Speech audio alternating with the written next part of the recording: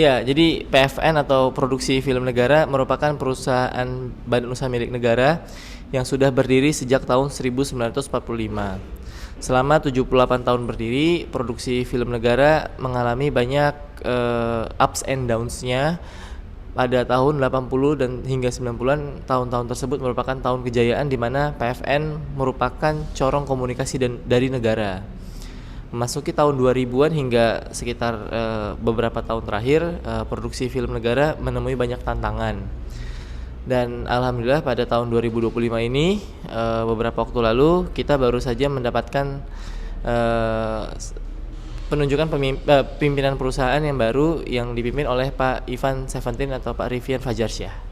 Ya, jadi ups and downs-nya ini memang luar biasa. Jadi secara ups-nya pada saat itu Produksi Film Negara memproduksi film-film yang memang menjadi salah satu katalis dari film-film Indonesia, salah satu katalis dari pertumbuhan film-film Indonesia.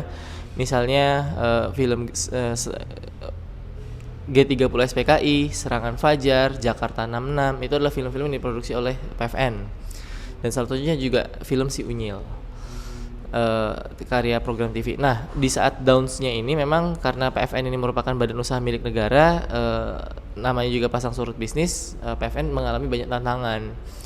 Dan ini sudah terjadi sekitar 20 tahunan, dan PFN saat ini dalam beberapa waktu terakhir sedang berupaya untuk bisa keluar dari kesulitan finansial ini. Jadi gini, karena kita badan usaha milik negara, kita tidak bisa serta-merta mendapatkan akses APBN. Kita merupakan unit bisnis. Jadi memang cara bekerjanya tidak berupa kayak semacam lembaga negara yang mendapatkan uang dari negara, tapi PFN itu harus hidup dari melakukan bisnis gitu. Jadi tidak ada APBN di PFN, kecuali di saat penyertaan modal di saat berdirinya perusahaan aja. Ya, jadi seperti hal layaknya perusahaan, PFN ini mengalami berbagai dinamika bisnis perusahaan. Ada masa-masa di mana secara pencatatan PFN untung, ada masa-masa di mana secara pencatatan PFN memang belum cukup baik. Memang dalam beberapa kesempatan ini PFN itu sempat mengalami di mana PFN tidak melakukan pembayaran gaji secara penuh. Namun hal tersebut itu sebenarnya salah satu langkah strategis untuk agar PFN bisa hidup lebih panjang. Jadi kita tidak serta-merta tidak membayar gaji, namun kita melakukan penyesuaian pembayaran gaji. Betul. Jadi sebenarnya jika memang ini kan kita kan sebuah unit bisnis ya, yang masyarakat paham kan sebenarnya lebih ke mungkin melihatnya PFN itu adalah lembaga negara yang normal, tapi PFN adalah lembaga bisnis. Jadi dalam melakukan bisnis sangat umum sebuah perusahaan itu melakukan adjustment dari pembayaran gaji karyawannya. Tapi hingga saat ini sebenarnya PFN tidak pernah tidak membayar gaji. Yang adalah kita menyesuaikan gaji karyawan untuk kemampuan finansial perusahaan, sehingga perusahaan bisa hidup lebih panjang mengikuti pasang surut dari bisnis perusahaan. Sudah cukup panjang karena memang PFN ini sebenarnya udah lama hidup tanpa modal tambahan. Jadi dari mungkin saya bisa bilang dari tahun 2000 udah lama sekali lah ya, udah 20 tahunan ini kita tuh hidupnya ya kayak gitu, secara bisnis sering melakukan pemotongan gaji, mungkin tidak 100% dahulu segala macam, ataupun menyesuaikan lah dengan kondisi yang ada di pasar. Ya, jadi kalau secara sejarahnya memang PFN ini kan sebelumnya didirikan oleh pemerintah Indonesia sebagai corong komunikasi negara. Jadi pada tahun 1945-an itu Pak Soekarno ngebikin PFN untuk meliput kegiatan besar negara.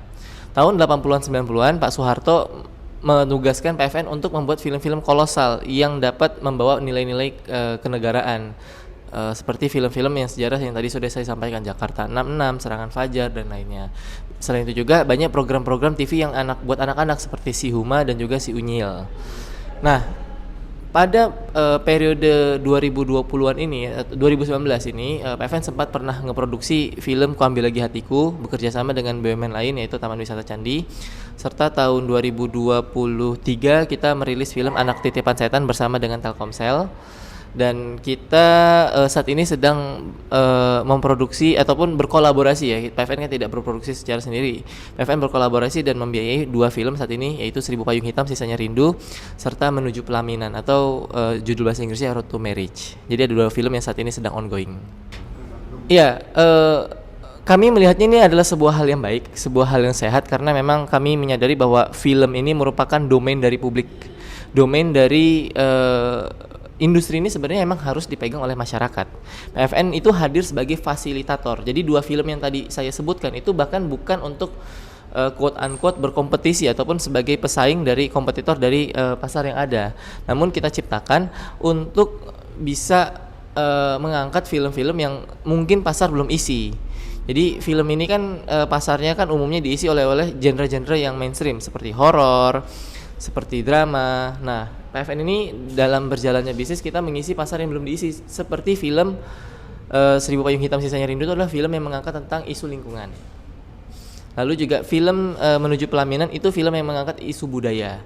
Jadi kita melakukan fill the gap dan kita melakukan kolaborasi dengan production house sehingga ekosistem ini bisa lebih maju serta tetap mengisi gap-gap dari genre yang belum terisi. Iya, jadi sebagai perusahaan BUMN, isu semua kepemimpinan ini diisi ataupun sebagai perusahaan BUMN, kepemimpinan perusahaan itu sepenuhnya ada di bawah wewenang Kementerian BUMN. Pada pekan lalu kita sama-sama menyaksikan bahwa Kementerian BUMN baru saja melakukan pergantian kepemimpinan PFN baik secara komisaris maupun direksinya. Dan itu dipimpin langsung, lalu dipilih langsung yaitu Pak Ivan Seventeen atau Pak Rifan Fajarsyah. PFN tentu saja saya sebagai humas menyambut dengan baik keputusan yang diambil oleh Kementerian BUMN ini, dan kami berharap di bawah kepemimpinan beliau PFN bisa menjadi lebih baik. Iya, jadi perlu dipahami bahwa posisi direktur utama merupakan posisi manajerial, posisi yang tidak harus selalu berikat dengan salah satu portofolio bisnisnya.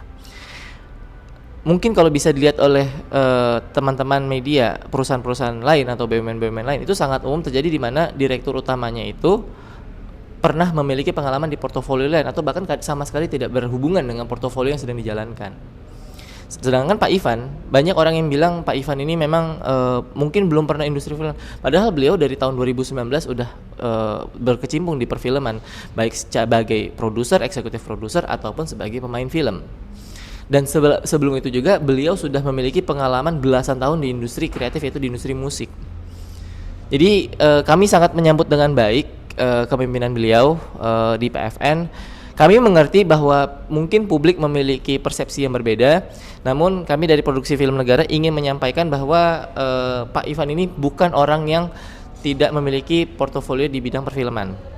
Bahkan sebelum Pak Ivan sendiri, pemimpin PFN itu berasal dari latar belakang yang berbeda. Direktur sebelum Pak Ivan adalah berasal dari bidang telekomunikasi, sebelumnya lagi berasal dari oil and gas. Dan itu jadi sebenarnya kami memahami concern dari publik, tapi kami ingin menyampaikan bahwa Pak Ivan ini merupakan pemimpin yang saat ini PFN sangat butuhkan. Saya nggak bisa bilang itu atau politik atau seperti apa, karena gini, banyak yang bilang bahwa Pak Ivan ini nggak punya pengalaman di industri perfilman, nggak punya skill, nggak punya gimana segala macam. Kami ingin menyampaikan bahwa Pak Ivan ini sebenarnya udah lama menjabat sebagai salah satu kepala bidang di Gkrafts, Gerakan Ekonomi Kreatif yang di bawah naungan Kementerian Ekonomi Kreatif. Beliau sudah sangat familiar tentang bagaimana governance dari industri kreatif yang ada di pemerintahan Indonesia. PFN saat ini sedang berupaya untuk melakukan repositioning menjadi perusahaan konten yang menaungi nanti diantaranya adalah Balai Pustaka dan Lokananta, perusahaan BUMN yang di bidang buku maupun musik. Jadi Pak Ivan ini akan menjadi leader dari industri ekosistem konten yang ada di Indonesia. Jadi tidak hanya terikat pada film doang, tapi ini akan mencakupi hal yang lebih luas. Ya, memasuki pekan kedua dari hari bekerja beliau. Beliau saat ini sudah memiliki beberapa set of ideas yang akan diimplementasikan di PFN. Namun pada kesempatan ini saya belum bisa bicarakan. Nanti mungkin Pak Ivan sendiri akan menyampaikan ke publik bagaimana langkah-langkah beliau dalam mentransformasi PFN dan industri konten film Indonesia menjadi lebih baik. Tentu saja yang paling pertama adalah manajemen, tentang bagaimana kita bisa hidup, perusahaan ini bisa lebih sustain dulu, bisa lebih keberlanjutan. Lalu saat kaki perusahaan ini sudah kokoh, kita siap membantu untuk ekosistemnya untuk sama-sama tumbuh, untuk kita fasilitasikan para production house, para content creator untuk mendapatkan akses yang lebih baik. Ya, jadi perlu diketahui bahwa kepemimpinan Pak Ivan ini tidak sendiri. Pak Ivan ini saat ini di bawah kepemimpinan beliau itu ada komisaris dan direksi yang baru juga. Jadi komisarisnya ada komisaris utama Bu Yesi, lalu ada komisaris independen ada Pak Arswendi. Pak Ivan itu sebagai direktur utama dibantu oleh 2 direktur lainnya, yaitu direktur pengembangan Pak Iwan Piliang dan direktur produksi Pak Kristo Putra. Nah, kami siap mendukung penuh semua upaya ataupun terobosan-terobosan baru yang akan dilakukan oleh kepemimpinan baru ini, dan kami berharap PFN ini tidak hanya menjadi sebuah perusahaan pemerintah yang menjadi corong komunikasi negara. Tentu saja itu merupakan hal yang sudah akan kami upayakan, yang akan kami maksimalkan. Namun juga kami berharap PFN ini di bawah kepemimpinan baru dapat membantu konten-konten kreator dalam mendapatkan akses yang lebih baik. Karena sama-sama kita saksikan banyak banget filmmaker itu tidak hanya berasal dari industri film. Banyak yang berasal dari industri stand up comedy, dari industri sosial media segala macam yang ternyata memiliki potensi luar biasa untuk membuat konten.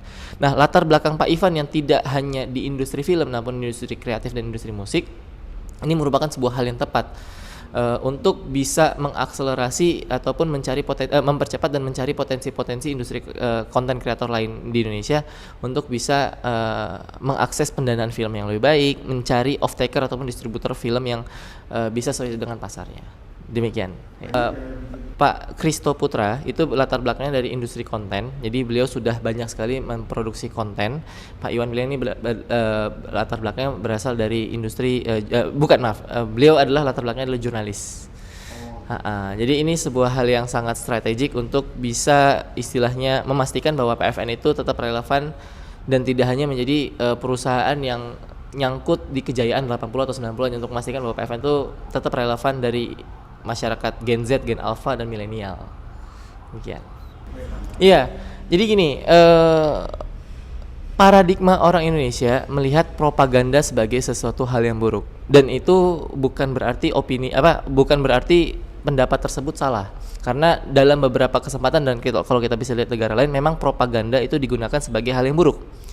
Nah, yang kami ingin sampaikan di sini adalah PFN ini akan berupaya untuk bisa menciptakan konten-konten pesan negara yang saat ini tidak diproduksi oleh pasar.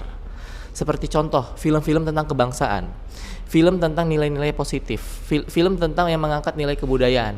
Hal-hal tersebut kan mungkin nggak begitu banyak di media, nggak begitu banyak di perfilman karena demand marketnya tidak terlalu besar dan investor itu jadinya ragu untuk masuk ke sana. Nah, PFN akan fill the gap dari kondisi tersebut. Jadi kami sebenarnya udah menyiapkan banyak sekali konten-konten yang kita akan develop. Misalnya salah satu pahlawan yang Indonesia untuk kita angkat film, lalu juga kita ingin mengangkat kayak budaya-budaya yang masyarakat masih belum begitu familiar, lalu juga konten-konten yang menjadi substitusinya konten untuk anak yang selama ini mungkin banyak ngelihat hal-hal yang nggak mereka terlalu filter. Karena mereka biasa nge-scroll sosial media, nge-scroll padahal isinya tentang hal yang belum mereka bisa konsumsi. Sedangkan PFN udah punya Unyil. PFN udah punya intellectual property atau hak kekayaan intelektual yang bisa kita manfaatkan. Kita sedang menjajaki bagaimana Unyil ini bisa jadi animasi, mungkin bisa dikonsumsi setara dengan kompetitor yang ada di TV ataupun di platform-platform lainnya. Jadi yang pengen saya sampaikan adalah masalah propaganda ini bukan hanya tentang kayak yang di mata masyarakat tentang bagaimana mencuci otak, tapi sebenarnya kami di sini ingin menyampaikan bahwa banyak banget hal yang perlu disampaikan secara positif, bukan tentang siapa penguasanya atau terbatas pada siapa penguasanya atau seperti apa, tapi mengenai konten-konten yang bisa memberikan rasa bangga lagi terhadap negara, bisa mengerti lagi tentang nilai luhur dari kebangsaan kita seperti apa. Demikian. Iya, dan ini bukan berarti kita ingin menggeser paradigma ataupun menciptakan agenda narasi tentang nasionalisme yang bentuknya A, B, atau C. Tapi PFN rasa kita semua sepakat bahwa sebelum ngomongin tentang masalah patriotisme atau seperti apa, PFN rasa semua masyarakat akan setuju bahwa butuh banget konten-konten yang ngangkat, oh ada ya suku dari ini ya, oh ternyata pahlawan ini luar biasa ya. Jadi kami ingin ngisi propaganda yang sifatnya memang positif, propaganda yang sebenarnya mengangkat nilai masyarakat, bukan yang dikhawatirkan oleh masyarakat tentang wah kami akan dicuci otaknya. Enggak, PFN enggak ke arah sana sama sekali. PFN bukan istilahnya ingin mencuci otak masyarakat untuk menyebar ketakutan, enggak sama sekali ke arah sana. Demikian. Ya, dan mungkin bukan quote unquote propaganda mungkin sekarang sudah misleading secara terminologi, tapi yang kami ingin sampaikan adalah tentang pesan positif tentang kebangsaan Indonesia serta mengenai soft power diplomasi yang umumnya negara-negara seperti negara tetangga kita, negara yang sudah di Asia ataupun di Eropa itu udah rata-rata udah punya, Indonesia belum ada. Kita lebih paham makanan dari negara A di pinggir jalan, padahal makanan dari misalnya dari Papua atau Nusa Tenggara Timur itu nggak nyampe di jajanan makanan di Jakarta. Kita lebih familiar dengan makanan negara tertentu karena filmnya itu sangat dikonsumsi oleh kita di saat kita buka sosial media. Nah, PFN ingin mengubah paradigma itu. PFN ingin seenggaknya masyarakat tahu tentang Indonesia, dan kalau misalnya memang memungkinkan, PFN ingin melakukan ekspor budaya juga. Jadi PFN ingin masyarakat dunia tahu bahwa oh ternyata di Indonesia punya cireng. Oh ternyata makanan pempek tuh asik ya. Nah, hal-hal seperti itu yang kita pengen angkat, bukan tentang propaganda yang menyeramkan. Ya. Nah, ini silakan aja di shot bangunan dari luar ini, bangunan studio segala macam ya. Oh iya iya. Ini bangunan studio, ini bangunan utama. Dua-duanya dari tahun 1934. Oh gitu ya. Ya. Siap siap. Oke deh. Ya.